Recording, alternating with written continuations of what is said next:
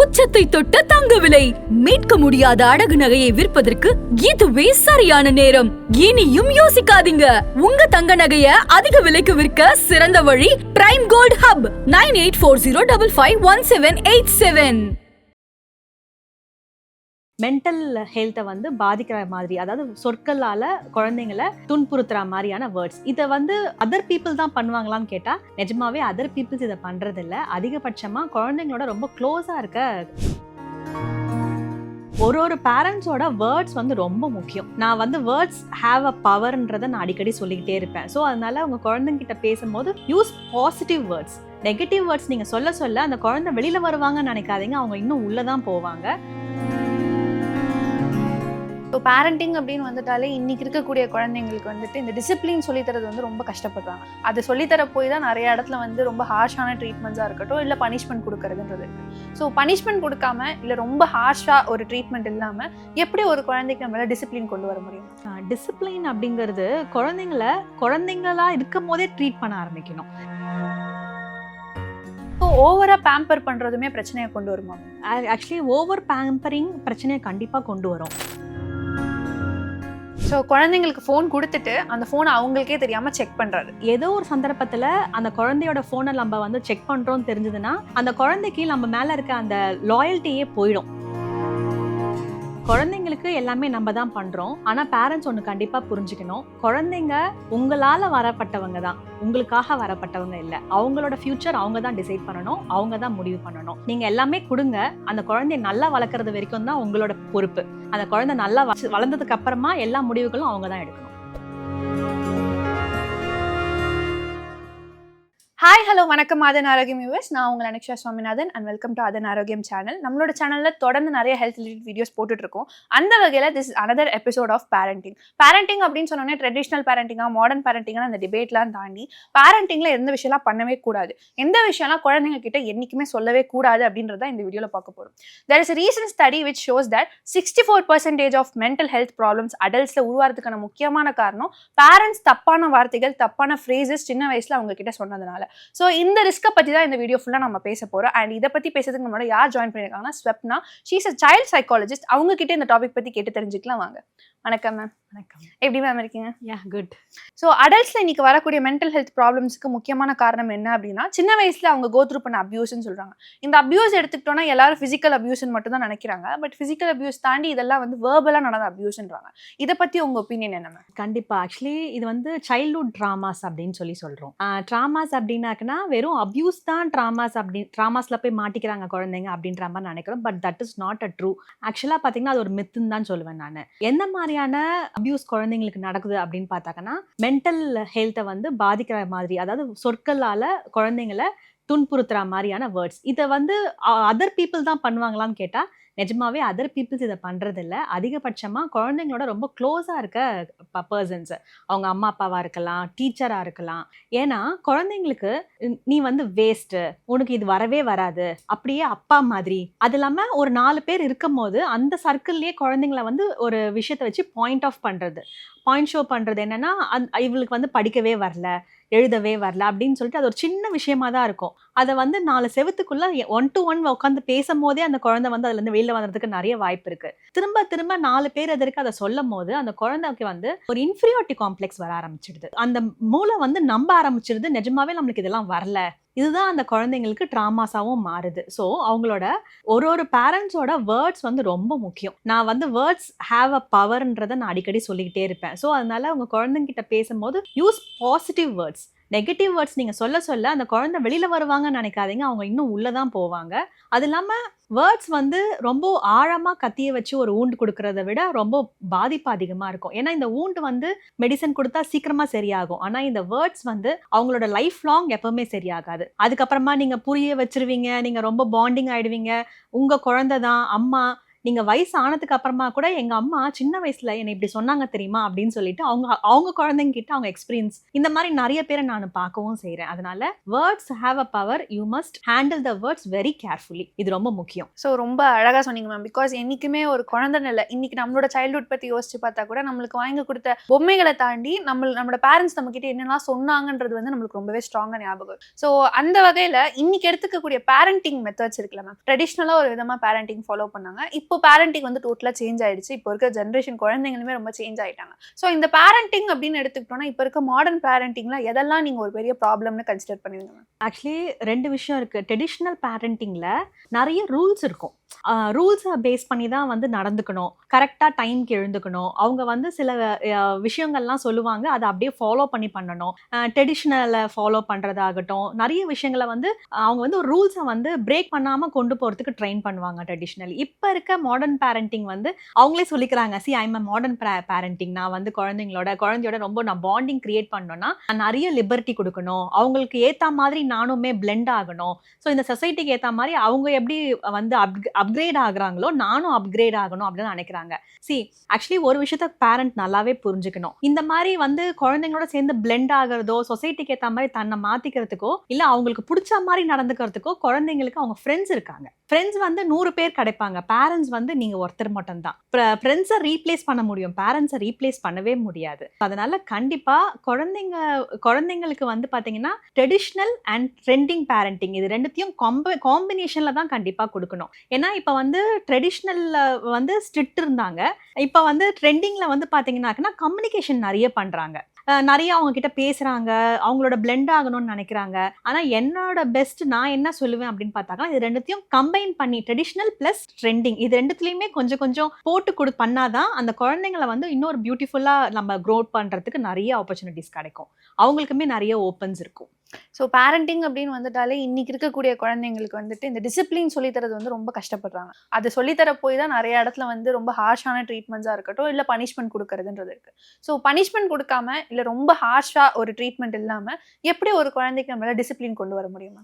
Discipline அப்படிங்கிறது குழந்தைங்களா இருக்கும் போதே ட்ரீட் பண்ண ஆரம்பிக்கணும். இப்போ ஒரு குழந்தை, அந்த குழந்தை வந்து நல்லா மெச்சூர்ட் ஆனதுக்கு அப்புறமா 15 இயர்ஸ்க்கு தாண்டி ஒரு குழந்தைகிட்ட நீ எழுந்த உடனே பெட்ஷீட்டை மடிச்சு வைக்கணும், சின்ன சின்ன விஷயமாகட்டுமே டிசிப்ளைனை நீ மெயின்டைன் பண்ணணும் அப்படின்னு நீங்க திடீர்னு ஒரு விஷயத்த சொல்லும் போது அந்த குழந்தையோட மூளை வந்து அதை அக்செப்ட் பண்ணாது. அதனாலதான் சின்ன வயசுல இருந்தே நம்ம ஏற்கனவே பேசின மாதிரி அந்த ட்ரெடிஷ்னல் பேரண்டிங்ல வந்து சின்ன வயசுல இருந்து அதை அப்கிரேட் பண்ணுவாங்க, உன்னோட டிசிப்ளின் மேனரிசம் இப்படிதான் இருக்கணும்னு சொல்லிட்டு. ஸோ அதனால திடீர்னு போய் ஒரு விஷயத்த நீங்க திணிக்க முடியாது குழந்தைங்க கிட்ட, அது ரொம்ப டஃப்பா இருக்கும் அதை கொண்டு போய் அந்த குழந்தைங்க கிட்ட சேர்க்கறதுக்கு. அதனால சின்ன வயசுல இருந்தே அந்த விஷயத்த நீங்க மெயின்டைன் பண்ணாதான் அது வந்து ஒரு ஃப்ளோல அவங்களுக்கே அந்த டிசிப்ளினை கொண்டு வர முடியும். திடீர்னு பண்ணும் போது அவங்களுமே அது ஸ்டக் ஆவாங்க. ஏன்னா நம்ம உடம்புல நோய் எதிர்ப்பு சக்தி இருக்கு, தேவையில்லாத ஒரு விஷயம் உள்ள போகும்போது தானாவே அதை ஒமிட் பண்ணி வெளியில அமைச்சிரும். சேம் திங் திடீர்னு ஒரு விஷயத்த சொல்லும் போது அவங்களால அதை அக்செப்ட் பண்ண ஏத்துக்கவே முடியாது.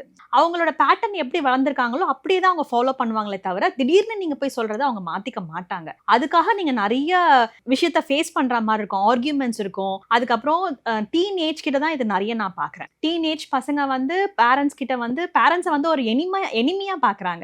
they not feel good. ஏன்னா நான் வெளியில போனா இதை விட சந்தோஷமா இருப்பேன், போன் இருந்தா சந்தோஷமா இருப்பேன், பேரண்ட்ஸ் கூட டைம் ஸ்பெண்ட் பண்ண மாட்டாங்க, அவங்க அப்படியே டீவியேட் ஆகுறாங்க. ஸோ அதனால கண்டிப்பா வந்து சின்ன வயசுல இருந்து டிசிப்ளைனை மெயின்டைன் பண்ணி கொண்டு வரது முக்கியம். ஸோ நான் இந்த எபிசோட் ஸ்டார்ட் ஆகும்போது பிகினிங்ல சொன்னேன் மேம், நிறைய அடல்ட்ஸ்க்கு இன்னைக்கு இருக்கக்கூடிய மென்டல் ஹெல்த் ப்ராப்ளம் சின்ன வயசுல அவங்க நடந்த விஷயங்கள். ஸோ சின்ன வயசுல அப்யூஸ் மட்டும் தான் நடந்திருக்குமான்றது ஒரு சைடு நம்ம டிஸ்கஸ் பண்ணிட்டு இருக்கோம். இன்னொரு பக்கம் ஓவரா பேம்பர் பண்றதுமே பிரச்சனையை கொண்டு வருமா மேம்? ஆக்சுவலி ஓவர் பேம்பரிங் பிரச்சனையை கண்டிப்பா கொண்டு வரும். ஏன்னா குழந்தைங்களை வந்து இண்டிபெண்டா நிறைய விஷயத்த பண்றதுக்கு அங்க வந்து பிளாக் ஆகுது. ஏன்னா பேம்பரிங்ன்ற பேர்ல பேரண்ட்ஸே நிறைய விஷயத்த பண்ணி கொடுத்துடுறாங்க குழந்தைங்களுக்கு.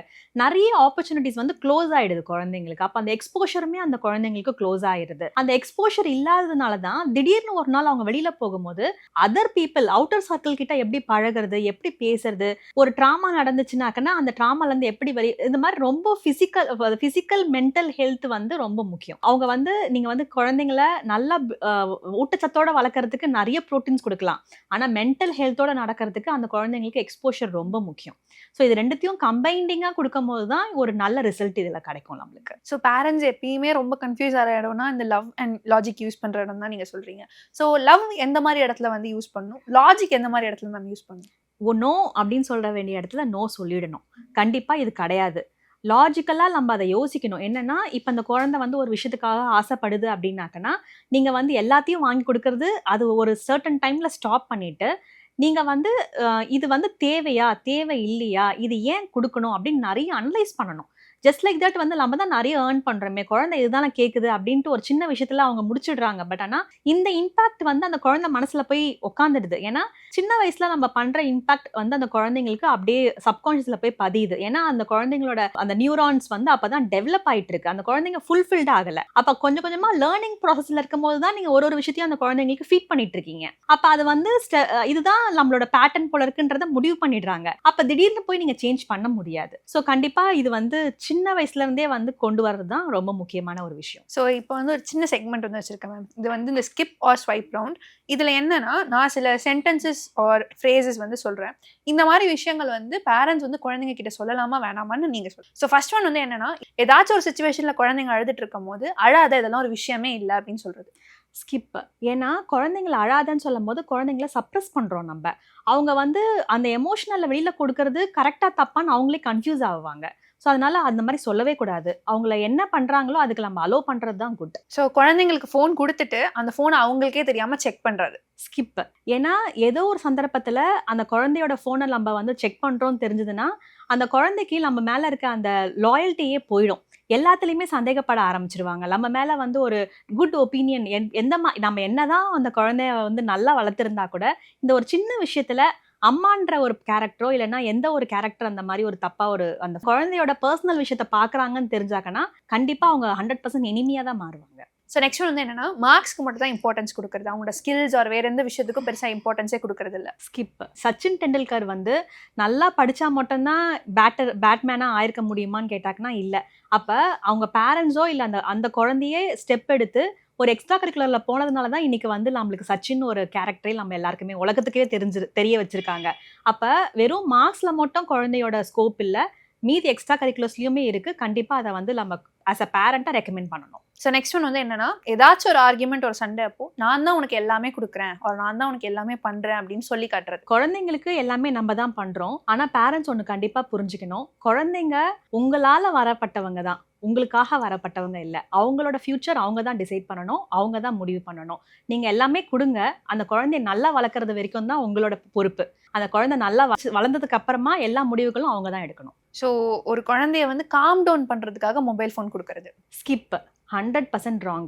ஆக்சுவலி நான் ட்ரெயின் ஜேர்னியில் பார்த்தேன், ஒரு கை குழந்தை, அது மேக்ஸிமம் வந்து பார்த்தீங்கன்னா ஒரு 5 to 6 months தான் இருக்கும். அந்த குழந்தை ஒன்றும் ஃபோனை கேட்கல, குழந்தைய மடியில் படுக்க வச்சுக்கிட்டு அவங்க அம்மா வந்து இப்படி காமிக்கிறாங்க அந்த ஃபோனை. அப்போ அந்த குழந்தைக்கு வந்து அது என்னன்னு கூட தெரியாது, அது ஒரு டிஜிட்டலில் காமிக்கிறாங்கன்ற ஒரு அவேர்னஸே இப்படி காமிச்சிக்கிட்டே அந்த குழந்தைக்கு ஃபீட் பண்ணுறாங்க. சரி, அந்த காலத்தில் வந்து ஃபோன் இல்லாத போது அந்த குழந்தைய வளர்க்க தானே செஞ்சுருக்காங்க. அப்போ இங்கேயே சின்ன வயசுலேருந்தே அந்த க்ரூமிங்லேயே ப்ராப்ளம் ஸ்டார்ட் ஆகும் போது அந்த குழந்தைகிட்ட ப்ராப்ளம் வரதான் செய்யும்.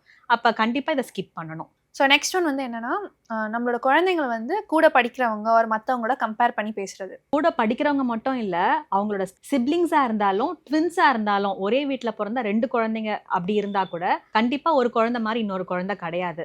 எல்லா குழந்தைங்களுமே டிஃப்ரெண்ட் யூனிக் கேரக்டர்ஸ் அந்த குழந்தைங்களுக்கு இருக்கும், யூனிக் டேலண்ட்டும் இருக்கும். அதனால கண்டிப்பாக கம்பேர் பண்ணக்கூடாது. இது அவங்களோட குழந்தைங்களோட செல்ஃப் கான்ஃபிடென்ட்டை பயங்கரமாக பிரேக் பண்ணிடும். ஸோ குழந்தைங்களோட ஓன் குட்காக அவங்களோட கெரியரை ரொம்ப ரொம்ப ஏர்லியாக பேரண்ட்ஸே டிசைட் பண்ணுறது.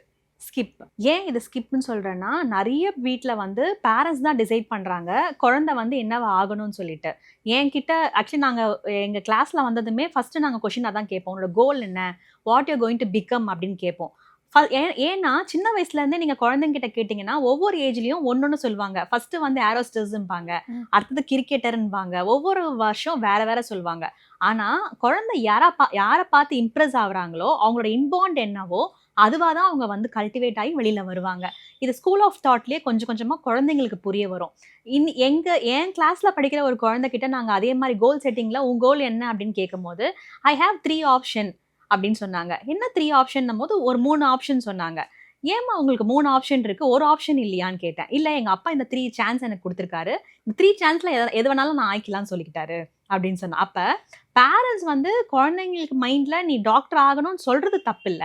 ஆனா அந்த குழந்தை ஒரு வேளை டாக்டர் ஆக முடியாத சிச்சுவேஷன் வந்ததுன்னா, அத ஃபேஸ் பண்ணக்கூடிய தைரியம் குழந்தைங்களுக்கு இல்லாம போயிடும். அதனால நல்ல க்ரூமிங்க தான் குடுக்கணுமே தவிர, அந்த குழந்தைய நீ இப்படியா தான் ஆகணும்னு சொல்லிட்டு ஃப்ரேம் பண்ணக்கூடாது. So next one is punishing in public. Skip. இந்த பனிஷிங் இன் பப்ளிக் தான் நெறைய குழந்தைங்களோட மனசுல ட்ராமாவா போய் உட்காரும். ஏன்னா அது வந்து அவங்களுக்கு ஓவர் எம்பாரசிங் ஆயிடும். அந்த குழந்தையோட செல்ஃப் கான்ஃபிடென்ட்டை மொத்தமா உடைச்சிரும். அடுத்த ட்ரைக்கே அவங்க போமாட்டாங்க. அங்கேயே உட்காந்துருவாங்க. ஸோ அந்த குழந்தையோட லைஃப் லாங் அந்த குழந்தைங்களுக்கு அந்த ட்ராமாஸை ஃபேஸ் பண்ணதுக்கு அப்புறமா அவங்களுக்கு எல்லா இடத்துலையுமே அந்த ஃபியர், அந்த கான்ஃபிடென்ட் பிரேக்கிங் எல்லா இடத்துலையுமே நடக்க ஆரம்பிக்கும். அதனால ஆஸ் அ பேரண்டா அதை நம்ம அலோ பண்ணவும் கூடாது. அதை நம்மளும் அந்த தப்பை நம்மளும் செஞ்சிடக்கூடாது. இப்போ நான் வந்து ஆன்லைன் யூஸ் பண்ணி என்ன மாதிரியான ஃப்ரேசஸ்லாம் சொல்லக்கூடாது அப்படின்றத நான் ஒரு அனலைஸ் பண்ணி எடுத்துகிட்டு வந்தேன் மேம். இதை தாண்டி ஆஸ் அ சைக்காலஜிஸ்டாக நீங்கள் வந்து இன்னைக்கு இருக்கக்கூடிய பேரண்ட்ஸ்க்கு வந்துட்டு இந்த 5 விஷயங்களை வந்து என்றைக்குமே குழந்தைங்க கிட்ட சொல்லவே கூடாது, அவங்க முன்னாடி இந்த மாதிரி பேசக்கூடாதுன்னா எந்த 5 விஷயங்கள் மேம் சொல்லுவீங்க? ஃபர்ஸ்ட் விஷயம், குழந்தைங்கள நீ வந்து இதுக்கு லாய்க்கே இல்லை, நீ இதை செய்யவே மாட்ட அப்படின்னு அந்த கான்ஃபிடென்ட்டை உடச்சி பேசிடக்கூடாது. பதிலாக நல்ல பாசிட்டிவ் வேர்ட்ஸை கொடுக்கலாம் குழந்தைங்களுக்கு. அதுக்கப்புறம் குழந்தைங்களுக்கு நம்மளோட ஃபைனான்சியல் ஸ்டேட் என்ன, நம்ம எவ்வளோ கடனில் இருக்கோம், நம்ம வந்து எந்த பொசிஷனில் இருக்கோம் அப்படிங்கிறத கண்டிப்பாக ரிவீல் பண்ணணும் குழந்தைங்க கிட்ட. அடுத்த விஷயம் வந்து உங்கள் குழந்தைய எந்த குழந்தையோடமே கம்பேர் பண்ணி பேசுறது அடியோட தவிர்க்கணும்.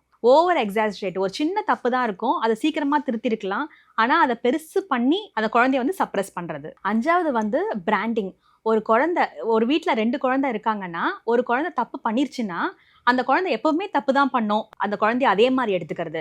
அந்த குழந்தை நல்லதா ஒரு விஷயத்த கொண்டு வந்தா கூட, இல்ல நீ எப்பவுமே தப்பு தானே பண்ணுவ, இப்பவும் தப்பு தான் பண்ணுவ அப்படின்னு சொல்லிட்டு அந்த குழந்தைய பிராண்ட் பண்றது வந்து அந்த குழந்தைய திருப்பி நெக்ஸ்ட் லெவல் க்ரோ ஆக விடாமலே பண்ணிடும். ஸோ ரொம்ப அழகா எந்தெந்த விஷயங்கள்லாம் சொல்லவே கூடாது அப்படின்றத சொன்னீங்க மேம். ஸோ இந்த மாதிரி விஷயங்கள் சொல்றதுனால கண்டிப்பா இவங்களுக்கு வந்து சைல்ட்ஹுட் ட்ராமாஸ் அப்படின்றது தெரியாமலே ஒரு பக்கம் பில்ட் ஆகிட்டே இருக்கும். பட் இன்னைக்கு இருக்கக்கூடிய சொசைட்டில நம்ம வந்து எல்லாருமே இந்த அளவுக்கு ப்ரோட்டீன் கொடுக்கணும், இந்த அளவுக்கு நியூட்ரியன்ஸ் கொடுக்கணும்னு ரொம்ப கான்சென்ட்ரேட் பண்ணி எடுக்கும் போது அதே அளவுக்கு நம்ம வந்து மென்டல் ஹெல்த் ப்ராப்ளம்ஸ் எஸ்பெஷலி இந்த மாதிரி சைல்ட்ஹுட் ட்ராமாஸ்க்குலாம் வந்து நம்ம இம்பார்ட்டன்ஸ் கொடுக்குறோமா? ஆக்சுவலி கொடுக்கறது இல்லை. ஏன்னா கொடுக்கறது இல்லைன்றதுனால தான் ஜஸ்ட் லைக் தட் வேர்ட்ஸை விட்டுடுறாங்க பேரண்ட்ஸ். அது இல்லாமல் பேரண்ட்ஸோட மைண்ட் செட்டுக்கு ஏற்ற மாதிரி குழந்தை வளரணும்னு நினைக்கிறாங்க, அவங்களுக்கு பிடிச்ச மாதிரியே க்ரோ ஆகணும்னு நினைக்கிறாங்க. எங்கன்னா ஒரு இடத்துல தப்பாயிடுச்சுன்னா தான் அந்த குழந்தைய பிராண்டிங் பண்றாங்க.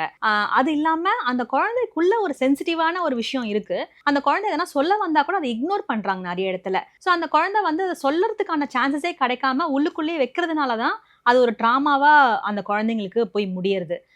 அந்த குழந்தைங்களோட ட்ராமாஸை வந்து அந்த டீனேஜ்குள்ள போறதுக்கு முன்னாடியே நம்ம கொஞ்சமாவது அந்த குழந்தையோட மைண்ட் செட்டை மாற்றி இன்னும் கூட கொஞ்சம் நம்ம எக்ஸ்போஷரை கொடுத்து நிறைய விஷயத்த வந்து அவங்களுக்கு டைவர்ட் பண்ண முடியும். பட் ஆனால் நம்ம அந்த குழந்தைங்களுக்கு பேசுறதுக்கான ஆப்பர்ச்சுனிட்டியே கொடுக்காம போகும்போது அந்த குழந்தை வந்து அந்த ட்ராமாஸ்லேருந்து வெளியிலேயே வர முடியாமல் ஒரு சுச்சுவேஷனுக்கு போயிடுவாங்க. ஸோ இந்த மாதிரி சுச்சுவேஷனில் வந்து ட்ராமாஸை ரிவர்ஸ் பண்ண முடியுமா ஆர் முடியாதாங்க? ஆக்சுவலி ஃபிசிக்கலி அவங்க அப்யூஸ் ஆனாங்க அப்படின்னாக்கன்னா நம்ம என்னதான் ட்ரீட்மெண்ட் என்னதான் கவுன்சிலிங் கொடுத்தாலும் அவங்களோட லைஃப் லாங்ல எப்பவுமே அந்த ஒரு ட்ராமா அவங்களோட மைண்ட்ல பதிஞ்சிருக்கும். அதை கண்டிப்பா ரிமூவ் பண்ண முடியாது. பட் ஆனால் நிறைய பேர் வந்து கவுன்சிலிங்ல பண்ண முடியும்னு சொல்லுவாங்க. அவங்களுக்கு கவுன்சிலிங்ல நம்பிக்கையும் அவங்களோட ஓவர் கான்ஃபிடென்ட்டையும் தான் இன்க்ரீஸ் பண்ண முடியுமே தவிர ட்ராமாஸ்ல இருந்து வெளியில வர முடியாது. டோட்டலா அது நடக்காத மாதிரி கொடுக்க முடியாது. ஆனா வேர்ட்ஸ்க்கான ட்ராமாஸ் வந்து அவங்களோட மைண்ட்ல எங்கேயோ போய் ஒரு இடத்துல பதியும். அதை சின்ன வயசுலயே பதிய விடாம பிசிக்கல் அபியூஸை நம்மளால எதுவுமே பண்ண முடியாத ஒரு சுச்சுவேஷன்ல போய் மாட்டிக்கிறாங்க. ஆனா வேர்ட்ஸ் நம்ம வாயில இருந்து தான் வருது, அதை பார்த்து யூஸ் பண்ணாக்கன்னா அந்த ட்ராமாஸ்ல போய் மாட்டாம பார்த்துக்க முடியும். ஸோ ரொம்ப தேங்க்யூ மேம். பிகாஸ் இன்னைக்கு இருக்கக்கூடிய சொசைட்டில வந்து இந்த சைல்ட்ஹுட் ட்ராமாஸ் அப்படின்றது வந்து one of the most ignored problems தான். ஸோ அதை பத்தி இந்த வீடியோல உங்ககிட்ட பேசினதுக்கு I am really happy and thank you so much. இவ்வளோ பொறுமையாக நான் கேட்ட எல்லா கொஸ்டின்ஸ்க்கு ஆன்சர் சொன்னதுக்கு தேங்க்யூ. Thank you very much.